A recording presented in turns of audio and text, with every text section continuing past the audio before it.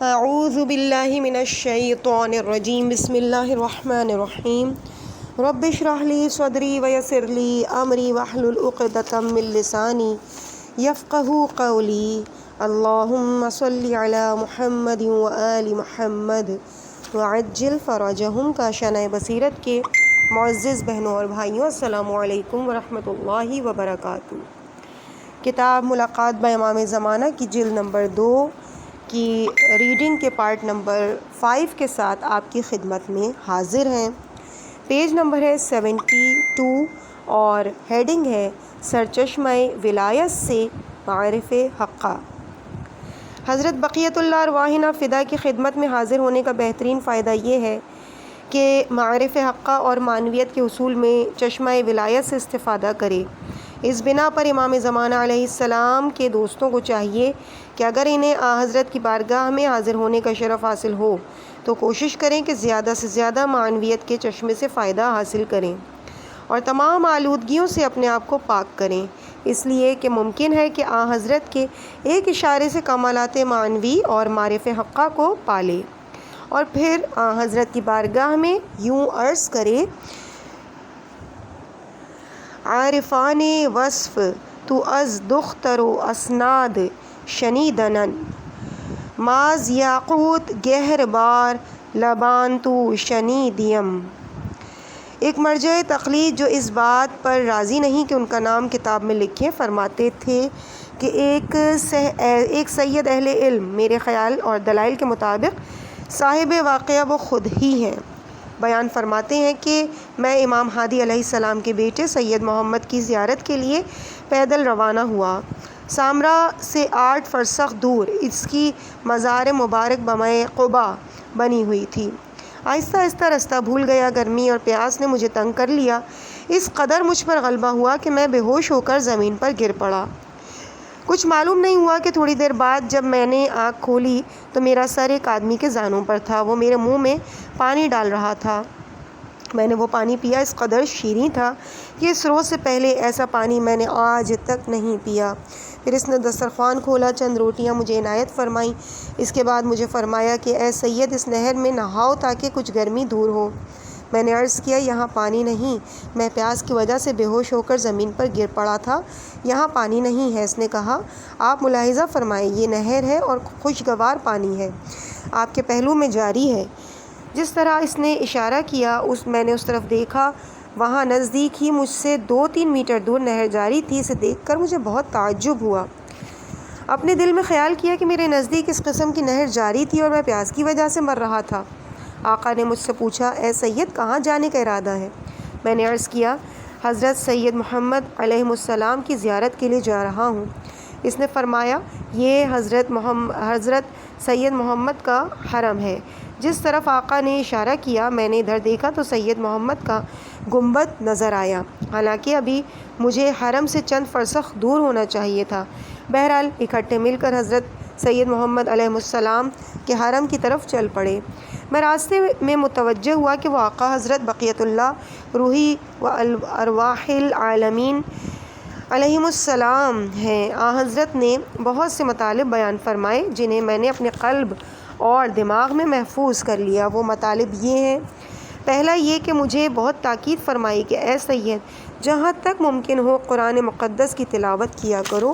اللہ ان لوگوں پر لعنت کرے جو قرآن کی تحریف کے قائل ہیں اور جعلی احادیث تحریف کے بارے میں گڑھی ہیں۔ دوسرا یہ کہ میت کے ساتھ کفن میں ائمہ علیہ السلام کے نام لکھ کر قبر میں رکھا کرو۔ تیسرا یہ کہ فرماتے تھے کہ ماں باپ کے ساتھ نیکی کرو، اگر دنیا سے رخصت ہو گئے تو خیرات اور نیکی کے ذریعے ان سے محبت کا اظہار کرو۔ چوتھا یہ کہ فرماتے تھے کہ جہاں تک ممکن ہو ائمہ علیہ السلام کی زیارت کے لیے جاؤ اور اسی طرح امامزادوں صالحین کی قبروں کی زیارت کے لیے جایا کرو۔ پانچواں یہ کہ فرماتے تھے کہ جہاں تک ممکن ہو سادات اور ذریت علویہ کا احترام کرو اور تو خود بھی نسبت اور سیادت کو پہچان جو تجھے خاندان رسالت سے نسبت ہے، وہ ایک نعمت ہے اور اس نعمت کے بدلے جو خدا نے تجھے عطا کی ہے اس کا بہت زیادہ شکریہ ادا کیا کرو، اس لیے کہ نسبت تیرے لیے دنیا اور آخرت میں موجب سعادت اور سربلندی ہے۔ چھٹا یہ کہ فرمایا نماز تہجد ترک نہ کرو اور اسے بہت زیادہ اہمیت دیا کرو۔ فرمایا ان علماء پر افسوس جو اپنے آپ کو ہمارے ساتھ منسوب کرتے ہیں مگر نماز شب باقاعدگی کے ساتھ نہیں پڑھتے۔ ساتواں یہ کہ تسبیح حضرت فاطمۃ الزہرا سلام اللہ علیہا اور زیارت سید الشہداء امام علی مقام امام حسین علیہ السلام دور اور نزدیک سے پڑھا کرو۔ آٹھواں یہ فرماتے تھے کہ حضرت فاطمۃ الزہرا سلام اللہ علیہا نے جو مسجد نبوی میں خطبہ دیا تھا اور امیر المومنین کا خطبہ حضرت علی علیہ السلام کا خطبہ جو دربار یزید میں پڑھا تھا انہیں ترک نہ کرو۔ اس موقع پر ہم حرم کے نزدیک پہنچ چکے تھے اور اچانک میں نے دیکھا تو آن حضرت میری نظروں سے غائب ہو گئے تھے اور میں تنہا کھڑا ہوا تھا۔ میں نے اس واقعے کو جوانی کے عالم میں معظم لے سے سنا تھا، چونکہ فوق الذکر 8 مطالب کے متعلق یہ اعتقاد تھا کہ حضرت بقیت اللہ علیہ السلام کے 2 لبوں سے باہر آئے ہیں، اس لیے میرے واسطے ضروری تھا کہ ان پر عمل کروں اور بہت سا استفادہ کیا۔ خصوصاً ان میں سے بعض مطالب لوگوں میں مشہور نہیں اور لوگوں کی عادات نہیں ہیں یا انہیں اہمیت نہیں دیتے، مثال کے طور پہ امامزادوں کی زیارت کے لیے جانا اور سادات کا احترام کرنا۔ ہیڈنگ نعمت کا شکر، پیج نمبر 76۔ سالک اللہ کے لیے ضروری ہے کہ صفات انسانی میں سے ایک صفت شاکر ہونا ہے، اسے اپنے اندر پیدا کرے۔ شکر ادا کرنا دوسروں کی قدردانی کے لیے ہے۔ اگر کوئی اظہار محبت کرتا ہے تو اس کی قدر کرو۔ جو لوگ دوسروں کی محبت کو پرارزش نہیں سمجھتے اور اہمیت نہیں دیتے وہ خود پسند ہیں اور دوسروں کی خدمات کی پرواہ نہیں کرتے، وہ حیوانوں کے زیادہ مشابہ ہیں۔ جو لوگ خدا کی مخلوق کا شکر ادا نہیں کرتے وہ اپنے خالق کا شکر ادا نہیں کرتے۔ حقیقت میں ایسے شخص اپنے اندر روحیہ نہیں رکھتے، اس لیے وہ خدا کا شکر بھی ادا نہیں کرتے۔ اس لحاظ سے جو افراد چاہتے ہیں کہ ہمیں اللہ تعالیٰ کا قرب حاصل ہو جائے انہیں چاہیے کہ اپنے اندر روح شکر گزاری اور اگر دوسرے اظہار محبت کریں تو قدردانی کا جذبہ پیدا کریں۔ اس لیے کہ اولیاء خدا میں صفات الہی میں سے ایک صفت یہ بھی ہے کہ شاکر ہوں۔ اگر کافر بھی کوئی خدمت انجام دے تو خدا کے اولیاء اس کا شکر ادا کرتے ہیں اور اس کی محبت کا صلہ دیتے ہیں۔ اس بارے میں ایک حکایت یاد آ گئی، وہ بیان کرتا چلوں۔ مرحوم حاجی شیخ محمد تقی بافقی کے درس اخلاق کا شاگرد حجت الاسلام والمسلمین جناب آقا شیخ محمد رازی نقل کرتے ہیں، وہ بیان کرتے تھے کہ ہمارے استاد مرحوم آقا بافقی نے اپنے خادم آقا حاجی عباس یزدی کو حکم دیا تھا کہ رات کو گھر کا دروازہ کھلے رہنے دو اور اس چیز کا خاص خیال رکھو کہ اگر کوئی حاجت مند آ جائے تو اسے مثبت جواب دو۔ اگر ضروری ہو تو خواہ رات کا وقت ہو مجھے بیدار کر لو تاکہ کوئی شخص کبھی بغیر جواب لیے میرے گھر سے نہ جائے۔ آقا عباس یزدی بیان کرتے ہیں کہ آقا شیخ محمد تقی بافقی کے گھر صحن کے کونے میں کمرہ تھا، میں اس میں سویا ہوا تھا اور آدھی رات کے وقت ایک آدمی اندر داخل ہوا، اس کے پاؤں کی آواز سے میری آنکھ کھل گئی۔ میں فوراً بستر سے اٹھا، صحن کے درمیان ایک جوان کھڑا ہوا نظر آیا، میں اس کے قریب گیا، میں نے پوچھا آپ کون ہیں اور کیا کام ہے؟ فوراً مجھے جواب نہ دے سکا اور ڈر کی وجہ سے کچھ نہ بول سکا اور میرے کلام کی طرف متوجہ ہی نہیں ہوا تھا۔ سمجھا نہ تھا کہ میں نے فارسی میں اس کو کیا کہا، اس لیے کہ بعد میں معلوم ہوا کہ وہ بغداد کا رہنے والا ایک عرب ہے۔ مگر اس کے بولنے سے قبل آقا بافقی نے کمرے سے آواز لگا دی، اے عباس، یہ یونس ارمنی ہے، اسے میرے ساتھ کام ہے، اس کو میرے پاس بھیج دو۔ میں نے اس کی رہنمائی کی اور آقا بافقی کے کمرے میں گیا۔ آقا بافقی نے جب اسے دیکھا تو سوال کیے بغیر ہی اس کو فرمایا، احسنت، خدا تیرے ساتھ بھلائی کرے، تو مسلمان ہونا چاہتا ہے؟ اس نے عرض کیا، جی ہاں، میں اسلام قبول کرنے کے لیے آپ کی خدمت میں حاضر ہوا ہوں۔ مرحوم آقا بافقی نے فوراً اسے اسلام کے آداب اور شرائط سے آگاہ فرمایا، وہ دین مقدس اسلام سے مشرف ہوا۔ میں تمام حالات کو دیکھ رہا تھا۔ میں نے اس نو مسلم یونس سے پوچھا کہ تجھے کیا ہو گیا؟ بغیر تحقیق کے اسلام کو قبول کر لیا اور اس وقت رات کو اسلام قبول کرنے کے لیے آیا؟ اس نے کہا میں بغداد کا رہنے والا ہوں، ڈرائیور ہوں اور ایک ٹرک پر ادھر ادھر شہروں کا سامان لیے ہوئے جاتا ہوں۔ ایک دن میں بغداد سے کربلا کی طرف سامان لے کر جا رہا تھا کہ سڑک کے کنارے ایک ضعیف آدمی کو دیکھا جو پیاس کی شدت کی وجہ سے گر پڑا تھا۔ میں نے فوراً ٹرک کھڑا کیا اور سراہی سے پانی نکال کر اسے پیش کیا، پھر اسے اپنے ساتھ بٹھا لیا اور کربلا پہنچا دیا۔ وہ نہیں جانتا تھا کہ میں عیسائی ہوں۔ جب وہ نیچے اترا تو اس نے مجھے دعا دی اور کہا، اے جوان، جاؤ، حضرت ابوالفضل العباس تجھے اجر دیں۔ میں اس کے ساتھ خدا حافظی کر کے چلا گیا۔ چند دنوں کے بعد مجھے تہران کا مال ملا۔ آج شام کو میں تہران پہنچا ہوں۔ سفر کی وجہ سے تھکاوٹ تھی، اس لیے سو گیا۔ میں نے عالم خواب میں دیکھا کہ میں ایک گھر میں ہوں اور ایک دوسرا آدمی دروازہ کھٹکھٹا رہا ہے۔ میں نے دروازہ کھولا تو ایک آدمی کو دیکھا جو گھوڑے پر سوار تھا۔ اس نے کہا، میں ابوالفضل العباس ہوں، تیرے پاس آیا ہوں تاکہ جو تیرا حق ہے ہمارے ذمے وہ تجھے عطا کروں۔ میں نے عرض کیا، کون سا حق؟ اس نے فرمایا، اس ضعیف آدمی کو جو تو نے زحمت کر کے کربلا پہنچایا تھا، اس زحمت کا اجر میرے ذمے ہے۔ پھر فرمایا، جب نیند سے اٹھو تو شہر رے کی طرف جاؤ، ایک شخص تجھے ملے گا، بغیر اس کے کوئی سوال کرے وہ تجھے آقا شیخ محمد تقی بافقی کے پاس لے جائے گا۔ جب آپ اس کے پاس جائیں اور دین اسلام قبول کریں گے۔ میں نے عرض کیا، اچھا۔ حضرت نے مجھے خدا حافظ کہا اور چلے گئے۔ میں نیند سے بیدار ہوا۔ رات کو ہی شہزادہ عبدالعظیم کی طرف چلا۔ میں نے راستے میں ایک آدمی کو دیکھا جو میرے ساتھ آ رہا تھا، بغیر اس کے کہ اس سے کوئی سوال کروں میری رہنمائی فرمائی اور مجھے یہاں تک پہنچایا، اور میں نے دین اسلام قبول کیا۔ جب ہم نے مرحوم آقا شیخ محمد تقی بافقی سے پوچھا کہ آپ کیسے پہچانتے ہیں اور کس طرح آپ کو معلوم ہوا کہ وہ اسلام قبول کرنے کے لیے آیا ہے، آقا بافقی نے فرمایا، مجھے اس نے بتایا جو اس کو یہاں تک لایا، یعنی حضرت حجت ابن الحسن علیہ السلام۔ حضرت نے مجھ سے فرمایا کہ فلاں شخص آ رہا ہے، فلاں نام ہے، مسلمان ہونے کے لیے آ رہا ہے۔ آپ نے ملاحظہ فرمایا کہ اولیاء خدا میں شکر گزاری کی صفت کس طرح سے پائی جاتی ہے۔ اگر خدمت گزار غیر مسلم ہی کیوں نہ ہو، ایک معمولی سے کام کی وجہ سے ایک ایسے شخص کو جو مسلمان بھی نہیں سعادت ابدی سے نوازا، اسے دین اسلام کی نعمت سے نوازا۔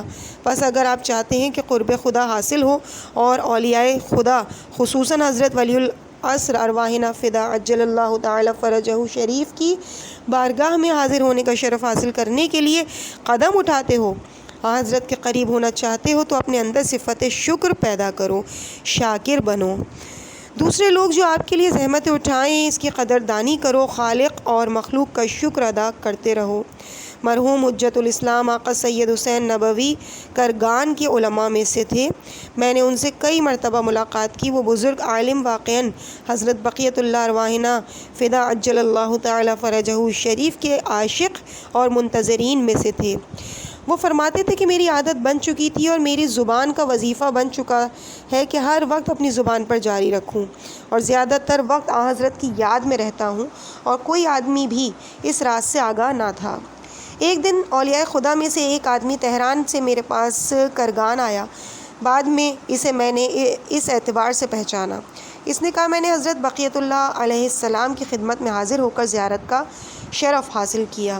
حضرت آپ کو سلام کہتے تھے اور آپ کا شکریہ ادا کرتے تھے، اور آپ کے ممنون ہیں اور متشکر ہیں، اس لیے کہ آپ اکثر میرا نام لیتے رہتے ہیں اور مجھے فراموش نہیں کرتے۔ تقریباً 10 سال قبل ایک طاقتور خبیث شخص اکثر اوقات اولیاء خدا کو اذیت دیا کرتا تھا۔ اس زمانے میں وہ صاحب قدرت تھا اور کچھ مقدار مجھے بھی تکلیف پہنچائی تھی۔ میں نے ایک دفعہ جمعے کی رات کو حضرت بقیت اللہ علیہ السلام کی بارگاہ میں اس ظالم کی شکایت کی، عرض کی، آقا، اس کافر ملحد کو آپ اس قدر مہلت کیوں دیتے ہیں کہ وہ آپ کے دوستوں کو اذیت پہنچائے؟ اسے کیوں زندہ رکھا ہوا ہے؟ دوزخ میں کیوں نہیں بھیجتے؟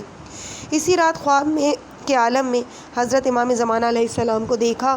حضرت نے مجھ سے فرمایا، اس کی ذلت اور موت قریب ہے۔ اس وقت تک جو قدرت اور ظاہری عزت ملی ہوئی ہے وہ اس لیے کہ اس نے اپنی ایک کتاب میں ہمارا نام لکھا ہوا ہے، ہماری ترویج کی، اس بنا پر ہمارے اوپر اس کا حق بنتا تھا۔ اس وسیلے سے دنیا میں اس کا حق دے رہے ہیں، اس لیے کہ ہم کسی کا اجر ضائع نہیں کرتے۔ دنیا میں ہی اس کا حق اسے مل جائے گا تاکہ آخرت میں خدا سے کوئی حق نہ رکھتا ہو اور عذاب میں جلتا رہے۔ جب میں نیند سے بیدار ہوا تو اس کی کتاب دیکھی. میں نے دیکھا وہ خواب رویائے صادقہ تھی، اور یعنی اس نے امام زمانہ کا نام کتاب میں درج کیا تھا، حالانکہ میں معتقد تھا کہ وہ ظالم شخص حضرت کا معتقد نہیں، اور نہ ہی اس نے اس اعتبار سے حضرت کی ترویج کی ہے. پیج نمبر 81 پہ اگلی ہیڈنگ ہے بری عادات سے پرہیز کرنا چاہیے. حضرت بقیت اللہ ارواحنا فدا اس چیز کو پسند کرتے ہیں کہ ان کے دوست اس بات سے آگاہ ہوں کہ حضرت صفات کمالیات الہیہ سے متصف ہیں. وہ تمام اچھی صفات کے مالک ہیں. خداوند کریم نے قرآن مجید میں حضرت بقیت اللہ اور ان کے معصومین آبا و اجداد علیہم السلام کا اس طرح ذکر کیا ہے، وَمِنْهُمْ سَابِقٌ بِالْخَيْرَاتِ. کیا آپ کو معلوم ہے کہ اس جملے کے معنی کیا ہیں؟ عجیب قسم کی تفسیر بیان ہوئی ہے. شاید کہ بہترین تفسیر کا جملہ وہ ہے جو زیارت جامعہ میں ائمہ معصومین علیہم السلام کو خطاب کر کے کہتے ہیں، یعنی ان ذکر الخیر وکنتم اولہ واصلہ وفرعہ ومعدنہ ومأواہ ومنتہاہ. یعنی اگر جہاں میں کسی اچھی چیز کا نام لیا جائے تو اس اچھائی کی اصل اور فرع، اس خوبی کی ابتدا، اس خوبی کا معدن ہے، اس خوبی کا ماورا ہے، اس خوبی کی انتہا آپ ہی ہیں. آپ ہی ہیں کہ خوبیوں میں سبقت کے میدان میں تمام لوگوں سے آگے ہیں. اس بنا پر خلقت جہان اور تکوین میں خوب صفت اور کمال کا تصور نہیں ہو سکتا مگر اس سے ائمہ معصومین علیہم السلام متصف ہیں. اس اعتبار سے جو شخص یہ چاہتا ہے کہ امام زمانہ علیہ السلام کا قرب حاصل کرے، حضرت کے ساتھ ارتباط قائم رکھے، تو اسے چاہیے کہ روحی صفات میں حضرت کی تقلید کرے، امام زمانہ علیہ السلام کی صفات اپنے اندر پیدا کرے. جامع ترین تعبیر یہ ہے کہ آپ اپنے آپ کو آلودگیوں سے نجات دے، تزکیہ نفس کرے. ایسی بری صفت جو حضرت اور اس کے درمیان فاصلہ ڈال دے اس سے اجتناب کرے. اس بنا پر حضرت امام زمانہ علیہ السلام کا مقرب ترین مسلمان وہ شخص ہوگا جو صفات رذیلہ سے اجتناب کرے اور جو امور حضرت علیہ السلام نے انجام نہیں دیے انہیں بجا لانے سے دوری اختیار کرے، اگرچہ وہ حرام نہ بھی ہوں، مگر صفات کمالیہ انسانیہ کاملاً اس میں موجود ہوں. حضرت حجت الاسلام والمسلمین جناب آقا خادمی نقل کرتے تھے کہ ایک آدمی شیراز میں ڈرائیوری کرتا تھا، اس کا نام عبداللہ پور تھا. اس کی بات میں مجھے ذرا بھی جھوٹ کا شک نہیں، یعنی اس کی سچائی پر یقین تھا. وہ بیان کرتا تھا، میں اس خیال میں تھا کہ قم سے شیراز جاؤں. قم شہر میں پل ہنچی پر ٹیکسی لے کر انتظار کرنے لگا. چند منٹ کے بعد ایک سید بزرگوار قریب آئے اور مجھے فرمایا کہ میں شیراز جانا چاہتا ہوں، تو آپ کی اسپیشل ٹیکسی کا کرایہ کتنا ہوگا؟ میں نے کہا 300 تومان برابر تقریباً 300 روپیہ. اس نے کار کا دروازہ کھولا اور پچھلی سیٹ پر بیٹھ گیا. میں ایک لحاظ سے تو بہت خوش ہوا کہ مسافرین کی انتظار نہیں کرنا پڑا، لیکن دوسری طرف ڈر تھا کہ کہیں ایسا نہ ہو کہ بیابان اور صحرا میں مجھ پر حملہ کر دے، رقم اور کار لے کر چلتا بنے اور مجھے صحرا میں پھینک دے. اس بنا پر چلنے سے پہلے میں نے کار کے شیشے اس انداز میں درست کیے کہ اس کی طرف سے ہوشیار رہوں. مگر جس وقت بیابان میں پہنچے عجیب قسم کی کیفیت تھی. راستہ مجھے نظر نہیں آتا تھا، کار کے چلنے کی کیفیت مجھے نہیں معلوم. آقا نے چند جملے میری وضع زندگی کے بارے میں پوچھے. میں بے اختیار اپنے حالات بیان کرنے لگا. آقا نے آپ کے بارے میں بھی سوال کیا. میں نے آپ کے متعلق بھی بتایا. اس کے بعد قرآن مقدس کی تلاوت کرنے میں مشغول ہو گئے. اس موقع پر کار میں مجھ پر سکوت طاری ہو گیا. جب اپنی اصلی حالت میں آیا، راستے کی طرف نگاہ کی تو مجھے معلوم ہوا کہ شہر رضا کے نزدیک ہے، مگر یقین نہیں آ رہا تھا کہ ہم اتنی تھوڑی دیر میں قم سے اصفہان اور اصفہان سے شہر رضا تک سفر طے کر لیا.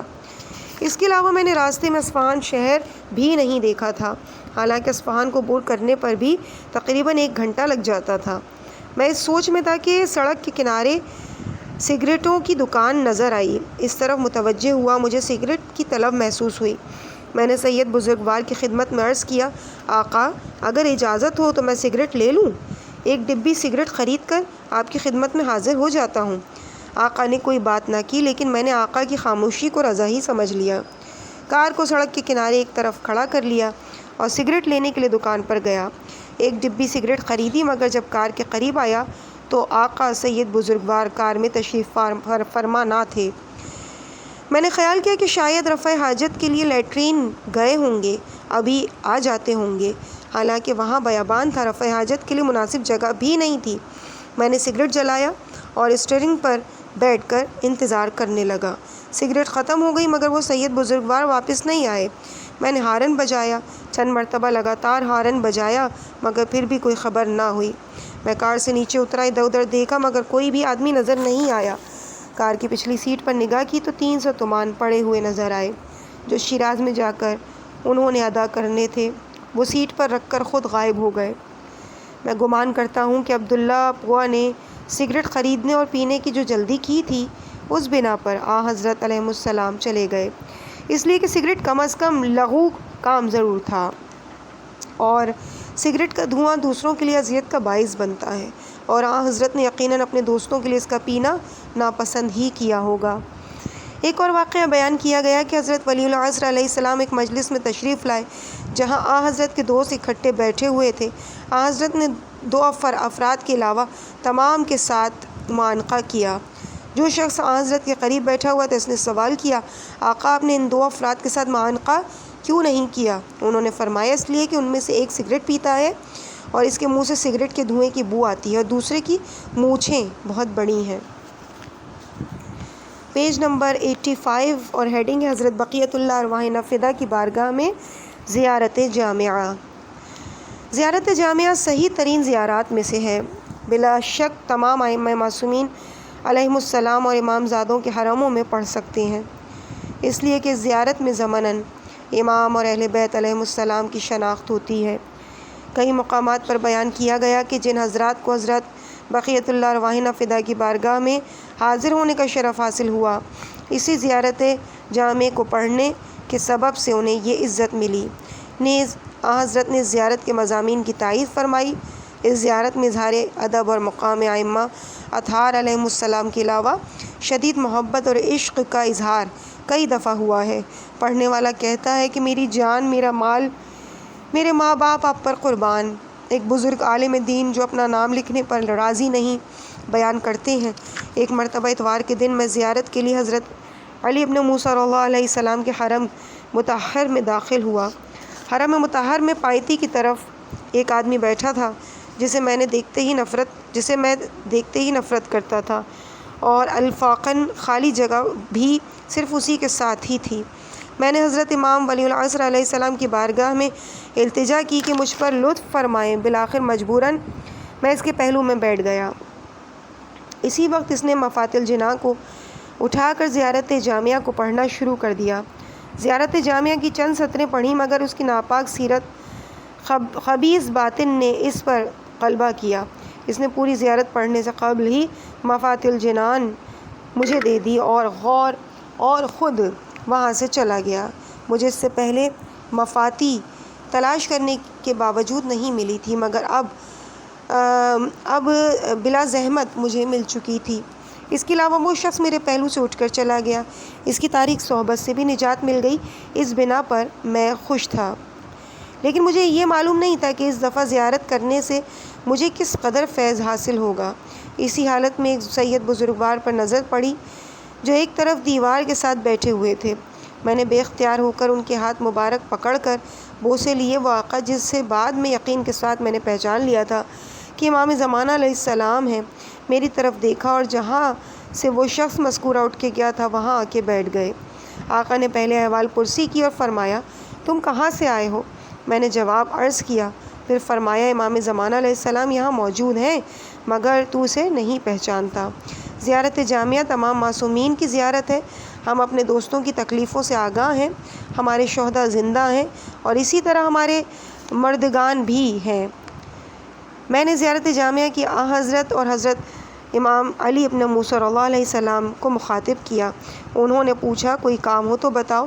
میں نے عرض کیا آپ رسول خدا صلی اللہ علیہ وآلہ وسلم کی اولاد ہیں۔ حضرت بقیۃ اللہ علیہ السلام کے ظہور کے لیے دعا فرمائیں کہ جلدی تشریف لائیں۔ اے ہمارے آقا، اس جہان میں وہ ظلم ہو رہے ہیں، اس پر ہمارے جگر خون کے آنسو بہا رہے ہیں۔ آقا نے بہت گریہ کیا مگر زبان سے کوئی بات نہ کی۔ پھر میں نے آقا کی خدمت میں عرض کیا، جسے ابھی تک نہیں پہچانا تھا کہ وہی امام زمانہ علیہ السلام ہے، کہ آقا و مولا حضرت ولی العصر علیہ السلام کی بارگاہ میں ہماری سفارش کریں۔ اچانک میں نے پہلو میں دیکھا تو بزرگوار وہاں سے غائب ہو چکے تھے۔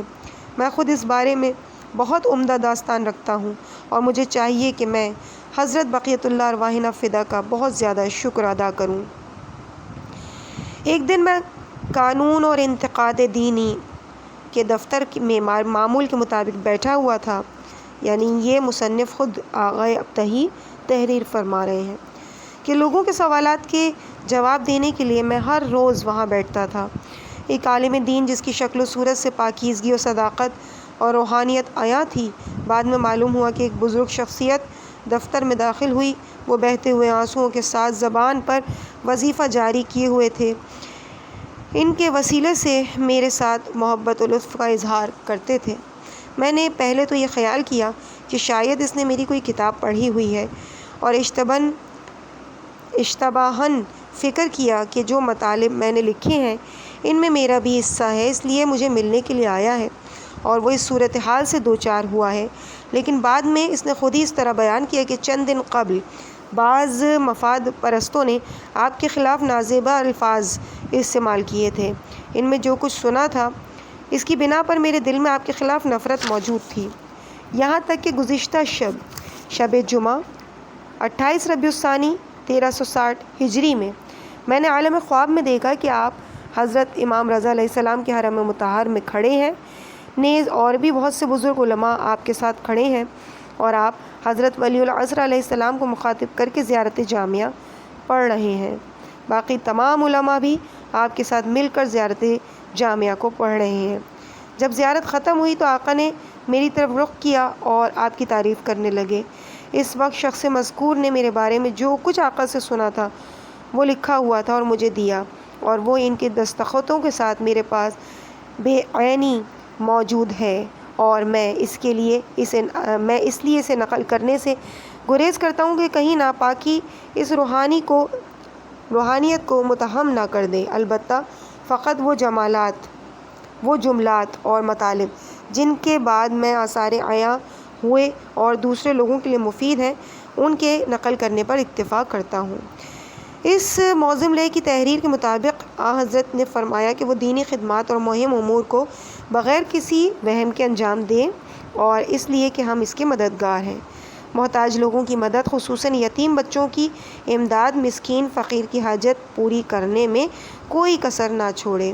حضرت بقیۃ اللہ علیہ السلام نے فرمایا کہ ہم اس کے اعمال دیکھ رہے ہیں، اس سے کہنا کہ تبلیغات کا پروگرام بہت اچھا ہے، اللہ تعالیٰ اور رسول خدا صلی اللہ علیہ وآلہ وسلم کی بارگاہ میں قبول ہے۔ اس مقام پر اس تحریر میں کچھ ایسے مطالب درج تھے جو جنہیں بیان کرنے سے معذور ہوں۔ بعد میں فرمایا کہ جب بھی میری بارگاہ میں حاضر ہونا چاہیں میری ماں کا وسیلہ اختیار کیا کریں۔ پھر موزم نے لکھا کہ اس وقت مولا صاحب الزمان علیہ السلام نے آپ کے حق میں دعا کی۔ بعد میں تمام نے حضرت کے ساتھ معانقہ کیا اور ہمارے مطالب حضرت کی خدمت میں عرض کیے۔ حقیر نے حضرت سے سوال کیا کہ اسے پوشیدہ ہی رہنا چاہیے۔ اس کے بعد جو مطالب موزم نے بیان کیے وہ اس کے خواب کی سچائی سے مشعبر تھے، اور عجیب بات یہ تھی کہ جب اس نے یہ واقعہ بیان کیا، میرے پاس بیان کر کے چلا گیا، تو مجھے زیارت جامعہ حفظ تھی، حالانکہ اس وقت تک زیارت کو زبانی یاد کرنے کے لیے میں نے 1 منٹ بھی خرچ نہیں کیا تھا۔ مجھے بہت تعجب ہوا کہ زیارت مجھے حفظ ہے۔ اس کے بعد میں ائمہ معصومین علیہم السلام اور امام زادوں کے حرموں میں اکثر اوقات اپنے آپ کو زیارت جامعہ پڑھنے کا پابند رکھتا ہوں۔ یہاں پر چند نکات کی طرف متوجہ کرنا ضروری ہے۔ اول یہ کہ جو یہ کہا کہ ایک بزرگ عالم نے ایک ایسے شخص کو دیکھا کہ اس کی سیرت سے متنفر تھا، کیا یہ بات درست ہے؟ اس کے جواب میں ہم کہیں گے کہ بعض افراد حرم میں زیارت کے لیے آتے ہیں یا مسجد میں عبادت کے لیے آتے ہیں، مگر ان کی سیرت شیطانی یا حیوانی ہوتی ہے۔ ایسے افراد سے امام علی بن موسیٰ رضا علیہ السلام بھی متنفر ہیں۔ بعض اوقات یوں بھی ہوتا ہے کہ مقدس مقامات پر چوری کرنے یا نامحرم کو دیکھنے کی غرض سے خواہشات نفسانی کی پیروی میں یا فاسد عقائد کے ساتھ حرم و مسجد میں کچھ لوگ داخل ہوتے ہیں، مگر ان کی عبادت بے فائدہ ہے، بلکہ ان کے لیے بدبختی کے سوا کچھ نہیں۔ اس لیے کہ قرآن کریم میں پروردگار عالم ارشاد فرماتا ہے وَلَا يَرِيدُ الظَّالِمِينَ إِلَّا خَسَارًا۔ البتہ یہ کیسے ممکن ہے کہ وہ عالم دین اس کی خبیث باطن سے مطلع ہو گیا ہو، شاید اس کے ساتھ سابقہ روابط کی وجہ سے آگاہ ہو گیا ہو، یا اللہ تعالیٰ نے اس کی آنکھوں سے پردہ ہٹا دیا ہو۔ ایک شخص نے نقل کیا کہ عالم خواب میں ایک رات کو میں نے دیکھا کہ امام علی بن موسیٰ رضا علیہ السلام کے حرم میں داخل ہوا۔ حضرت تلوار کو زانو پر رکھے ہوئے ذریعہ مقدس کے اوپر بیٹھے ہوئے ہیں، اور قبر مطہر کے اطراف میں جتنے افراد زیارت کے لیے آئے ہیں ان میں سے چند افراد کے علاوہ باقی سب حیوانات کی شکل میں نظر آتے ہیں۔ اسی دوران میں نے ایک خنزیر کو دیکھا جو خفگی کی حالت میں میرے قریب آیا۔ امام علی رضا علیہ السلام نے مجھے فرمایا کہ اس خنزیر کو 3 دن اپنے پاس مہمان رکھو۔ میں نے عرض کی کہ آقا، مگر انسان کوئی نہیں رہ گیا کہ میں اس خنزیر کو مہمان ٹھہراؤں؟ آقا نے فرمایا میں نے ان سب حیوانات کو مہمان ٹھہرایا ہے، تو بھی اس خنزیر کو 3 دن مہمان ٹھہرا۔ میں نے خواب میں بیدار ہوا، مجھے معلوم نہیں تھا کہ اس خواب کی تعبیر کیا ہے۔ طلوع آفتاب سے پہلے دروازے پر دستک ہوئی، میں نے دروازہ کھولا تو میرے ایک دوست دروازے پر موجود تھا۔ اس نے کہا 3 دن تک اپنے گھر میں رہنے کی اجازت عنایت فرمائے، یعنی 3 دن تک ہمارا مہمان رہے۔ میں نے تعجب کے ساتھ دیکھا، اس لیے وہی خصوصیات جو خنزیر میں دیکھی تھیں ہمارے اس پرانے دوست میں موجود تھیں۔ میں نے اسے اجازت دی کہ آپ تشریف لائیں، اس لیے کہ خصوصاً گزشتہ رات حضرت علی بن موسیٰ رضا علیہ السلام نے آپ کا مہمان بن کر وارد ہونے کو کہا تھا۔ اس نے پوچھا وہ کیسے؟ میں نے کہا خدا کی قسم آخری روز جب تک نہ آئے مطلب بیان نہیں کروں گا۔ وہ اس خیال میں تھا کہ حضرت کی طرف سے مورد لطف واقف ہوا ہے، لیکن میں اس کے لیے قصہ بیان نہیں کیا، اس لیے کہ وہ متاثر نہ ہو، اور یہ عمل رسول خدا صلی اللہ علیہ وآلہ وسلم کے دستور کے خلاف بھی ہے۔ حضرت نے فرمایا اکرم ضیفا ولو کان کافرا، مہمان کی عزت کرو اگرچہ کافر ہی کیوں نہ ہو۔ لیکن تیسرے دن میں نے اسے واقعہ سنایا، اس نے بہت گریہ کیا اور کہا جو سیرت آپ نے عالم خواب میں دیکھی وہ فقط اس لیے ہے کہ جو میرا کاروبار ہے وہ ایسا ہے کہ کبھی کبھی قصب حرام کے ساتھ آلودہ ہو جاتا ہے۔ اس بنا پر واضح ہوا کہ بسا اوقات انسان میں حیوانی صفت ہونے کی وجہ سے وہ ایک حرام خور حیوان کی صورت میں سامنے آتا ہے۔ امام علی رضا علیہ السلام کے حرم میں بھی جاتا ہے اور حضرت کی زیارت کو بھی جاتا ہے۔ دوسرا نقطہ یہ ہے کہ اس نے حضرت ولی العصر علیہ السلام کے فرمان کو نقل کیا کہ حضرت نے فرمایا کہ زیارت جامعہ تمام معصومین یا 14 معصومین علیہ السلام کی زیارت ہے۔ شاید امام زمانہ حضرت ولی العصر علیہ السلام ہے، اس لیے کہ یہ ناممکن ہے کہ ان کا مقصد رسول خدا صلی اللہ علیہ وآلہ وسلم کو بھی اس میں شامل کرنا ہو، اس لیے کہ لفظ و ذریتہ ہی رسول خدا صلی اللہ علیہ وآلہ وسلم یا لفظ والیہ یا لفظ وَإِلَى جَدِّكُمْ بُعِثَ الرُّوحُ الْأَمِينُ، اس کے علاوہ بھی باقی دوسرے جملوں کا رسول خدا صلی اللہ علیہ وآلہ وسلم پر اطلاق ناممکن ہے۔ تیسرا نقطہ یہ کہ ہمارے دوست عالم دین نے حضرت بقیت اللہ ارواحنا فدا سے نقل کیا کہ حضرت نے فرمایا جس وقت میری زیارت کرنا چاہو میری ماں کا وسیلہ تلاش کرو۔ کیا اس لفظ ماں سے مراد حضرت نرجس خاتون علیہ السلام یا جناب فاطمۃ الزہرا سلام اللہ علیہا ہے؟ میں اس کے جواب میں عرض کرنا چاہتا ہوں اگرچہ عبارت سے اسی طرف رجحان جاتا ہے، اکثر مقام پر اس لفظ میں حضرت فاطمۃ الزہرا سلام اللہ علیہ کی ذات ہی مراد لی جاتی ہے، اور جیسا کہ حضرت سیدہ تمام امور میں بہت جلدی کاموں کو انجام دیتی ہیں، خصوصاً اگر وہ نماز استغاثہ جو مفاتیح الجناح میں ہو سیدہ کی درج ہے پڑھی جائے، ملاقات با امام زمانہ کی حاجت روائی کے لیے بھی یہ نماز استغاثہ پڑھیں تو بہت جلد خداوند کریم کے فضل سے مراد پوری ہوگی۔ لیکن حضرت بقیت اللہ علیہ السلام کی نظر میں جناب نرجس خاتون روحی الفدا کا مقام بھی بہت زیادہ ہے، یعنی کم نہیں ہے۔ حضرت نرجس خاتون بھی اہل بیت علیہ السلام کے خاندان میں بہت باعظمت شخصیت ہے۔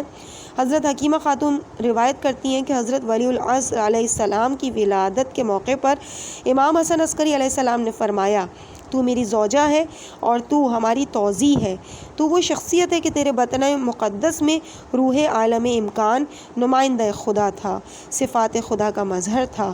تو نے ایسے بچے کو جنا ہے کہ تمام انبیاء اور اولیاء بلکہ اللہ تعالیٰ کو اس کی ولادت کا انتظار تھا۔ اللہ تعالیٰ کی طرف سے تجھ پر درود اور سلام ہو۔ اسی بنا پر کوئی بعد نہیں کہ لفظ مادرم سے حضرت بقیت اللہ ارواحنا فدا علیہم السلام کی مراد جناب نرجس خاتون سلام اللہ علیہ ہوں، جیسے کہ کئی مرتبہ تجربہ ہوا ہے کہ اس باعظمت خاتون کے وسیلے سے بہت بڑی بڑی حاجات لوگوں کی پوری ہوئی ہیں۔ عزیز سامعین کرام، اس مقام پر ہم ریڈنگ کے اس حصے کو یہیں پہ روکتے ہیں۔ انشاءاللہ اس سے آگے کے ریڈنگ کو ہم جاری رکھیں گے پیج نمبر 94 سے، اور ہیڈنگ ہوگی دمشق شہر میں۔ مجھے اپنی دعاؤں میں یاد رکھیے گا۔ والسلام علیکم ورحمۃ اللہ وبرکاتہ۔